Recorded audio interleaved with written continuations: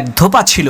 সে প্রতিদিন তার গাধাকে ঘাস খাওয়ানোর জন্য জঙ্গলের পাশে থাকা একটা চারণভূমিতে নিয়ে যেত। একদিন সে জঙ্গলের মধ্যে যাওয়ার পর খুবই চমৎকার উজ্জ্বল একটা পাথর পেল। এরপর সেই পাথরটাকে নিয়ে এসে সেটাকে মালা বানিয়ে ওই গাধার গলায় পরিয়ে দিল। সেই ধোপা আবার প্রতিদিন ওই গাধাকে গোসল করিয়ে দিত। ওই সুন্দর পাথরটা দিয়ে গাধার পুরো শরীর ঘষে পরিষ্কার করত। একদিন একজন স্বর্ণকার জহুরি পাশ দিয়ে যাওয়ার সময় ধোপার এই কাণ্ড দেখে অবাক হয়ে বলল, সর্বনাশ, কোটি কোটি টাকা দামের মহামূল্যবান হীরা দিয়ে এই ধোপা গাধার শরীর পরিষ্কার করছে। স্বর্ণকার জহুরি তো বুঝতে পেরেছে এই ধোপা তো জানেই না যে তার হাতে কোটি কোটি টাকা দামের হীরা রয়েছে। সে জানলে কি আর এত মহামূল্যবান হীরা দিয়ে গাধার শরীর পরিষ্কার করত?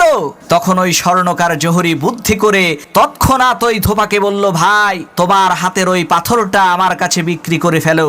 স্বর্ণকারের এই কথা শুনে ধোপা অবাক হয়ে বলল, কি সব যাতা বলেন, পাথরের কি অভাব নাকি, একটা কুড়িয়ে নিলেই তো হয়। তখন সেই স্বর্ণকার বলল, আরে ভাই, তোমার হাতের ওই পাথরটা খুবই সুন্দর, আমার বাড়িতে ছোট ছেলে মেয়ে আছে, তাদেরকে নিয়ে দিলে তারা খুশি হবে, এই যে নাও 2টা টাকা দিচ্ছি, রাখো।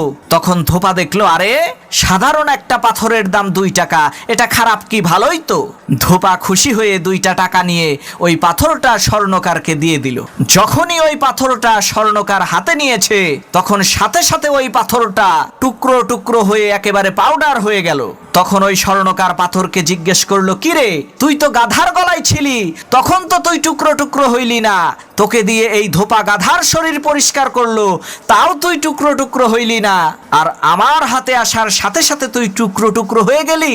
তখন ওই হীরার মধ্য থেকে আওয়াজ আসলো, আরে আহাম্মক স্বর্ণকার জহুরি, আমার মূল্য যে কত সেটা তো এই ধোপা জানে না, যার কারণে সে আমাকে যেইভাবে রেখেছে সেইভাবে আমি খুশি ছিলাম, কিন্তু তুই তো আমার মূল্য জানতি, তুই জেনে শুনে কিভাবে মাত্র 2টা টাকা আমার মূল্য নির্ধারণ করলি, এজন্যই তো আমি টুকরো টুকরো হয়ে গেছি।